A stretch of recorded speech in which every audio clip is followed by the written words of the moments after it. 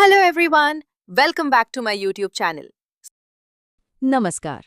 कभी सोचा है ये जो पहाड़, घाटियां और मैदान हम रोज देखते हैं, ये आखिर बने कैसे?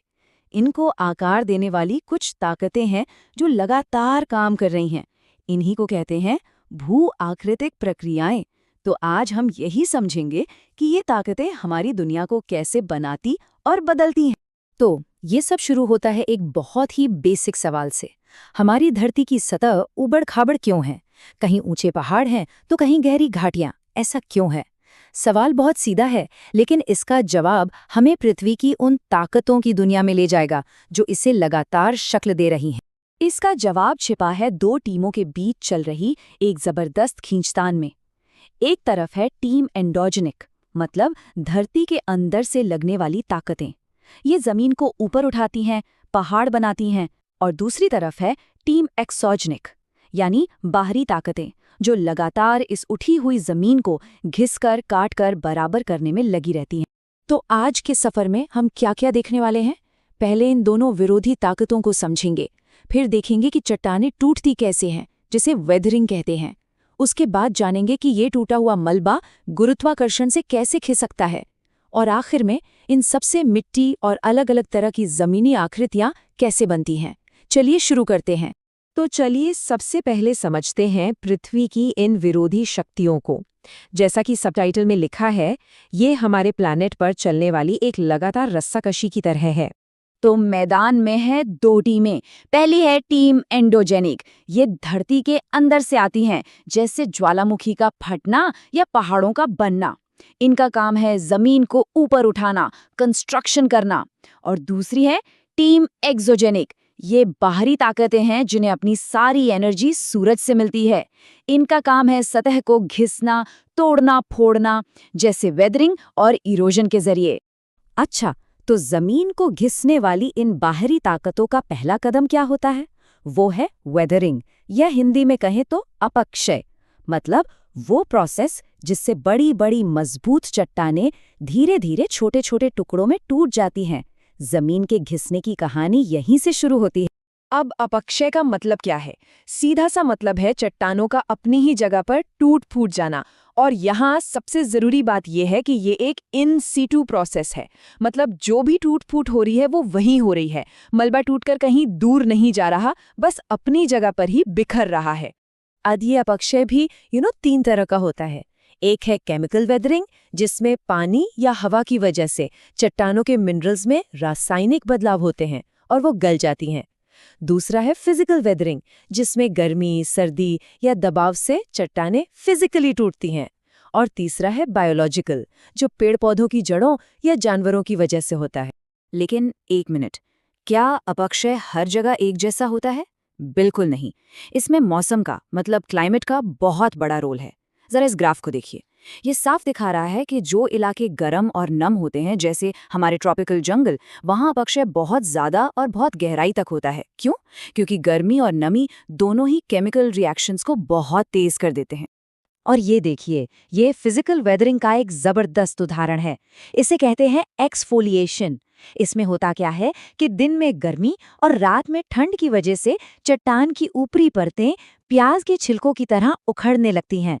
इससे ऐसी गोल और चिकनी चट्टानें बन जाती हैं जिन्हें हम डोम या टॉर कहते हैं। तो ठीक है, अपक्षय ने चट्टानों को तोड़ तो दिया, पर अब इस टूटे फूटे मलबे का क्या होगा? यहीं पर एंट्री होती है ग्रेविटी की, और इस प्रोसेस को कहते हैं मास वेस्टिंग या बृहद संचलन। मास वेस्टिंग का मतलब है मलबे का सिर्फ और सिर्फ ग्रेविटी के जोर से ढलान पर नीचे की तरफ खिसकना। सोचिए, इसे चलाने के लिए ना हवा चाहिए, ना पानी, ना ग्लेशियर, कुछ नहीं। असली हीरो तो यहाँ ग्रेविटी है, जो बस सब कुछ नीचे खींच रही है।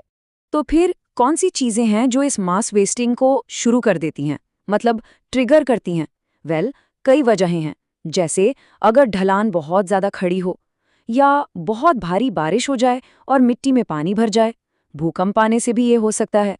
और हाँ, अगर हम पेड़ पौधे काट दें जो मिट्टी को पकड़ कर रखते हैं, तब भी जमीन खिसकने का खतरा बढ़ जाता है।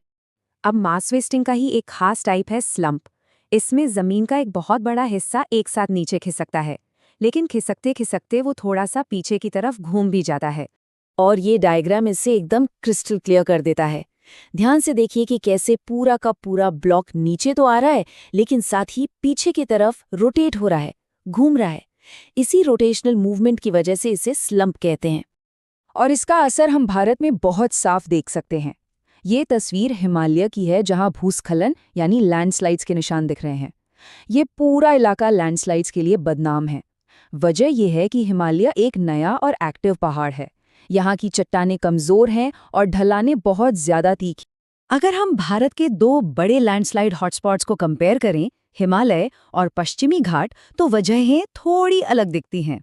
हिमालय में, जैसा हमने देखा, टेक्टोनिक एक्टिविटी, खड़ी ढलानें और कमजोर चट्टानें बड़ी वजह हैं। वहीं पश्चिमी घाट में, जो जियोलॉजिकली ज्यादा स्टेबल है, वहाँ खड़ी चट्टानें, बहुत ज्यादा बारिश और फिजिकल वेदरिंग लैंडस्लाइड का कारण बनती हैं। अच्छा, तो हमने देखा चट्टानें टूटती हैं, मलबा खिसकता है, पर इन सब का नतीजा क्या निकलता है? नतीजा है हमारी दुनिया की सबसे कीमती चीजों में से एक, मिट्टी, और साथ ही अलग अलग तरह की भू आकृतियां। इस पूरी कहानी को पूरा करने के लिए दो शब्द और समझने होंगे, इरोजन और डिपोजिशन।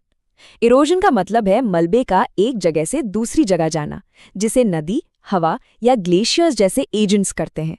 और जब इन एजेंट्स की ताकत कम हो जाती है, तो वो उस मलबे को कहीं पर जमा कर देते हैं। इस जमा करने को ही डिपोजिशन कहते हैं। और हाँ, इन सब में एक बहुत बहुत जरूरी नतीजा निकलता है, और वो है मिट्टी का बनना। मिट्टी बनने का जो प्रोसेस है ना, उसका पहला और सबसे जरूरी स्टेप ही अपक्षय है। अपक्षय ही चट्टानों को तोड़कर वो कच्चा माल यानी पेरेंट मटेरियल तैयार करता है, जिससे आगे चलकर मिट्टी बनती है। मिट्टी बनने का ये जो सफर है, जिसे पीडोजेनेसिस कहते हैं, बड़ा दिलचस्प है।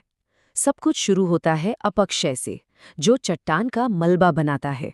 फिर धीरे धीरे उसमें बैक्टीरिया और दूसरे जीव आते हैं। पेड़ पौधों के सड़ने गलने से ह्यूमस बनता है, जो मिट्टी को उपजाऊ बनाता है। फिर पौधे उगते हैं, जानवर बिल बनाते हैं, और ऐसे हजारों सालों में जाकर एक अच्छी गहरी मिट्टी की परत तैयार होती है। चलिए, तो हमने काफी कुछ समझ लिया है। अब फटाफट से सारी जरूरी बातों को एक बार रिवाइज कर लेते हैं। ये आपकी रिवीजन के लिए है। तो याद रखने वाली बातें क्या है? पहली, धरती की सतह दो ताकतों से बनती है, एंडोजिनिक जो बनाती हैं और एक्सोजिनिक जो खिसती हैं। दूसरी, वेदरिंग चट्टानों को अपनी ही जगह पर तोड़ती है। तीसरी, मास वेस्टिंग सिर्फ ग्रेविटी की वजह से मलबे का खिसकना है। चौथी, इरोजन मलबे को ट्रांसपोर्ट करता है और डिपोजिशन उसे जमा करता है। और पांचवी, यही पूरा साइकिल हमारी मिट्टी और जमीन को आकार देता है। और जाते जाते एक सवाल, ये सारी ताकतें तो कभी रुकने वाली नहीं हैं, ये आज भी काम कर रही हैं। तो जरा सोचिए, आज जो दुनिया हम देख रहे हैं, जो पहाड़ और मैदान हमारे सामने हैं, वो आने वाले 10 लाख सालों में कैसे दिखेंगे? Thank you for watching. अगर आपको ये वीडियो हेल्पफुल लगा तो please like, share and subscribe and join our Telegram community for notes and updates. Link is in the description box and in the comment section. Thank you.